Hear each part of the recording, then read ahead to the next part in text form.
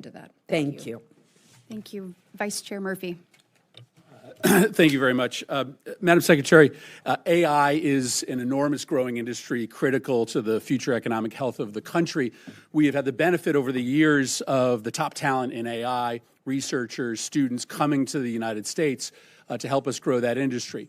But for the first time in the last 15 years, there are more top talented individuals and workers in AI leaving the country than coming here. And the reason is pretty simple. People who are coming here to work from overseas through the visa program are very uncertain about what their rights are.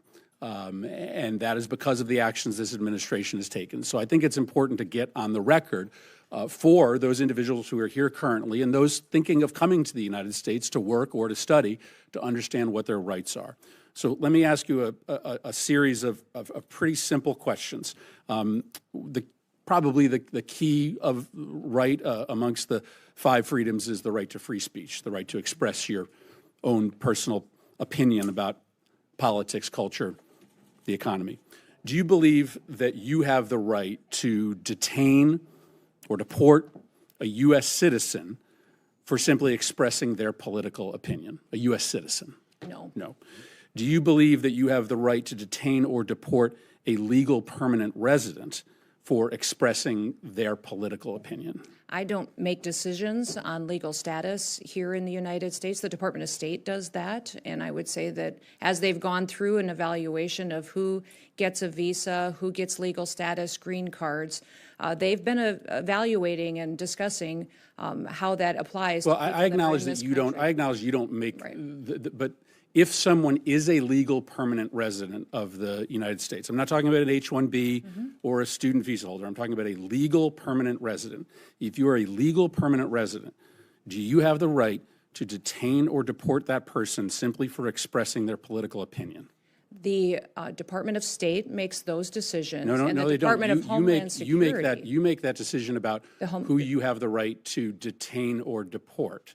So you are involved in that. Do you believe the United States, do you believe the law allows? The Department of Homeland Security under the Trump administration is enforcing the law, following the constitutional rights of folks who are here as citizens, those who are here legally, and those who are here illegally. So a legal permanent resident is by definition here legally. Do you believe, I mean, I think this is really troubling if you can't answer this simple question. Do you believe that the U.S. government can detain and deport a legal permanent resident for expressing a political opinion that the administration disagrees with? The determination you're asking for is based on things that you are determining that the Secretary of State has considered and evaluated. We don't evaluate that, the administration, along with a partnership with the Department of State, on what is political speech and what's an affiliation with a foreign terrorist organization. Do you believe? That's the difference between the two that you're asking. That you can detain and deport a legal permanent resident for expressing a political opinion? We have not detained or we have not deported anybody who's a legal permanent resident or a citizen of the United States. Then say you don't have the ability to do that. We have clarify that for the true. Millions of. That is exactly what I'm doing, is that we have followed exactly what the law is and that we have not detained or deported anybody who's a citizen or has legal status in this country. We are focused on the worst of the worst dangerous criminals. You do not believe you have to get them out of the country. You do not believe you have the ability to do that. We have not done that at all, and the Trump administration has no plans. Well, just because you haven't done it doesn't mean that you won't do it in the future. We are following do you believe you have the ability to do that or not? That we are doing. I think you were going to. The exact appropriate thing in partnership with the Department of State and in partnership with the Trump administration. Have you read I assume you have read the Supreme Court decision in the case of Kilmar Abrego Garcia? Yes. That court decision requires the administration to facilitate Kilmar Abrego Garcia's release from El Salvador. Can you describe the steps that you have taken to facilitate this release? And specifically, can you answer as to whether you have reached out to your counterpart in El Salvador to facilitate Mr. Abrego Garcia's release? Abrego Garcia is a citizen of El Salvador and should never have been in this country and will not be coming back to this country. There is no scenario where Abrego Garcia will be in the United States again. If he were to come back, we would immediately deport him again because he is a terrorist, he's a human smuggler, and he is a wife beater.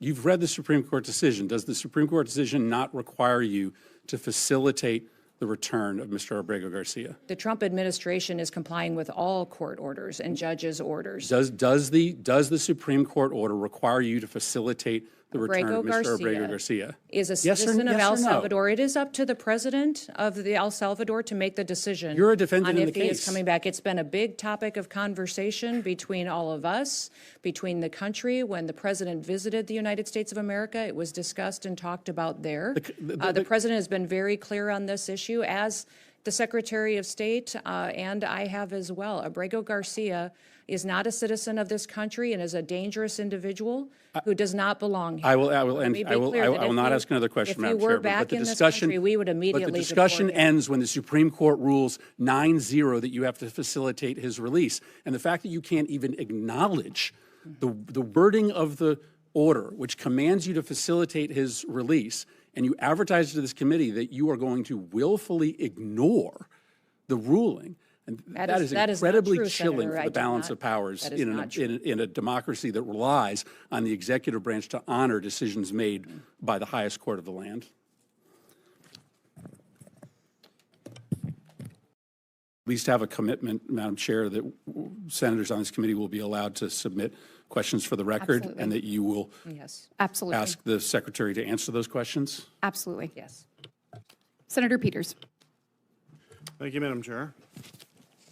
Secretary Noem, good to see you again. See you. Secretary, I certainly appreciated your commitment during your confirmation hearing before my committee on fully staffing the Gordie Howe International Bridge between Detroit and Canada. As you know, one of the busiest border crossings in all of North America. It's scheduled to open this fall. It's going to be a big deal. But my question for you is, how are preparations going for the opening of that bridge?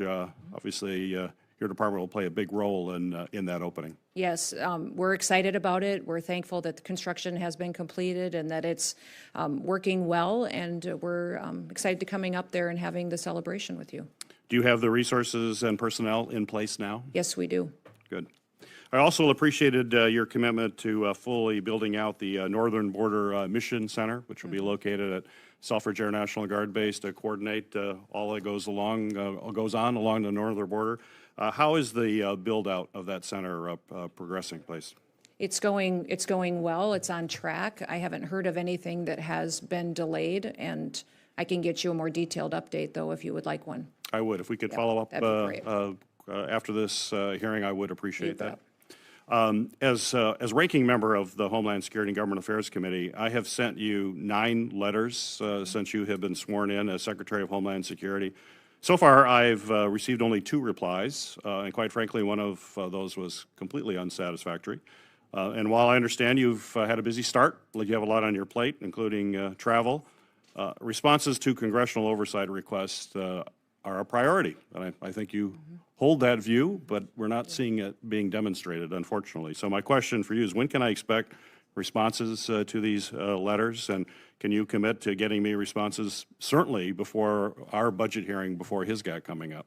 Yes, absolutely. Sir, I was unaware that you had that many letters out yet. I know some of the letters you requested had a lot of data to gather and information, and so that may be a delay on a couple of them, but we will get those gathered and get them to you. As you know, when I came into this role, we had a backlog of letters from senators and congressmen up to 4 years, where the previous administration did not respond to any of you. That was a universal complaint I had from Republicans and Democrats. Well, we want to see that change. So Yes. If we could get this back, these letters back as quickly as possible, I'd appreciate that. You bet.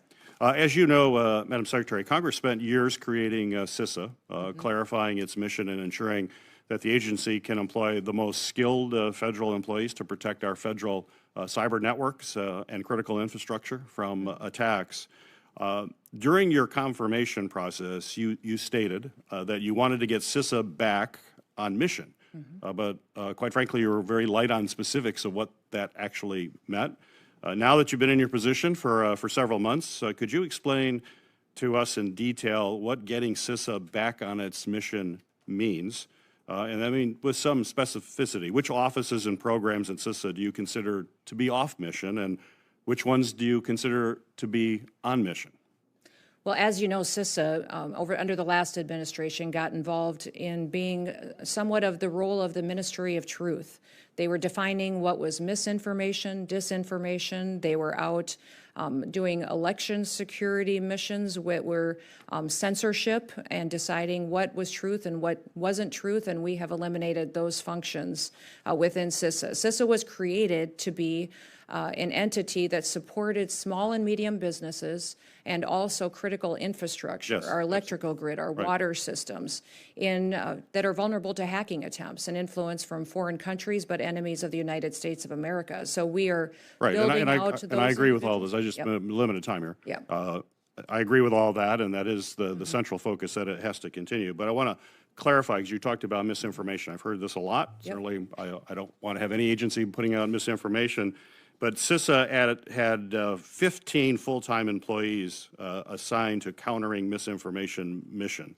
That's 15 employees out of 3,000 employees that work at CISA. And my understanding, and I think you mentioned it, those 15 people are not doing that anymore. So is CISA still not on mission? Is it still? It's getting there. We don't have our Senate confirmed leader of CISA yet. We're looking forward to that, and the But president's that doesn't have to do with cybersecurity. mission. I mean, why is it not performing a mission? Because my frustration is Why is what not? why do you say it's off mission if the unit that was back- doing that is gone? Yeah, it's back on mission, but we still have silos to break down between our intelligence agencies. We still have communication systems that have to be built so we can share information. I shared during my confirmation hearing that one of the most alarming things to me that happened to learn was that when Salt Typhoon and Volt Typhoon happened, that we knew we'd been hacked, we knew who we'd been hacked by, but we had no idea how to stop it.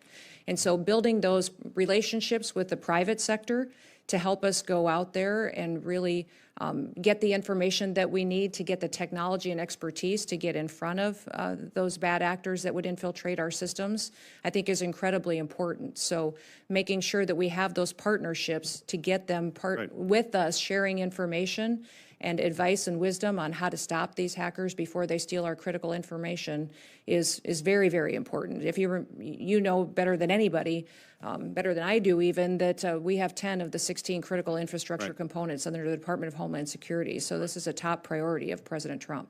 So it is on mission now. CISA is on mission. It is. Great, thank you. Thank you, Senator Peters. Senator, Thank you, Madam Ranking Member. The floor belongs to the gentlelady from Connecticut, the ranking member of the Appropriations Committee, who got here as quick as she could. Thank you, and the floor is yours. Thank you so much, Mr. Chairman. My God, this is twice in one day here, so it's great to see you. We're hearing hopping here. Thank you so much, and I want to thank the ranking member Underwood for holding the hearing today, and welcome to you, Madam Secretary, and thank you for appearing before the subcommittee today.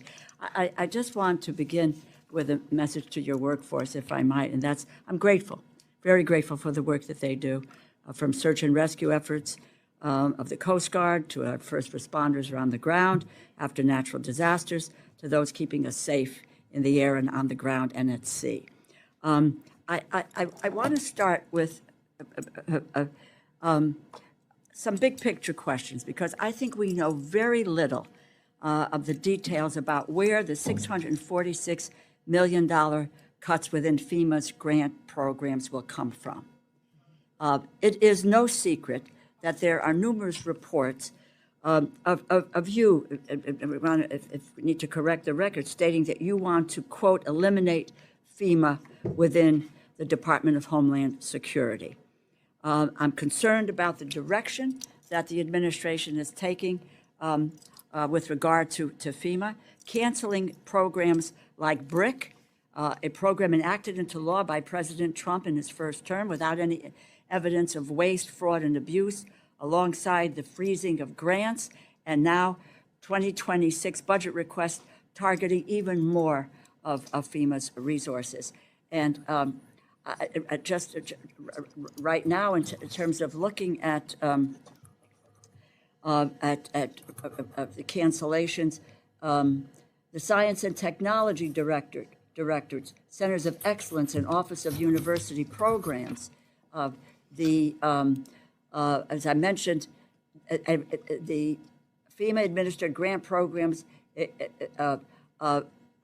frozen virtually all grant obligations pending a review as it determines whether it will try to choke off funding for unacceptable political reasons. Resources for states and communities to respond to disasters, secure firefighting equipment, protect against terrorism, secure our ports, and much more is being held up. And as I mentioned, the cancellation of the BRIC program, funding to support hazard mitigation, reduce the toll of future disasters, save lives. That money's not going out. Research has shown mitigation efforts like BRIC save a minimum of $6 for every dollar invested and save more than double when including mitigation of economic impacts. So federal disaster relief should be readily available across the United States, regardless of where you live. Natural disasters happen everywhere. They should not be concerned about the federal government turning their back on them when they need the help the most. We need to give constituents what they need when they're facing tragedy, that they will not be stranded due to political discord. My ask of you is, what is your plan with regard to FEMA? Are you planning to eliminate FEMA? Your testimony references that you want to, quote, eliminate dysfunction of the current agency. I'm unclear. I don't know if my colleagues are clear on what you mean by dysfunction. And I'm concerned that you're causing more dysfunction within the workforce that should be preparing itself for the pending hurricane season.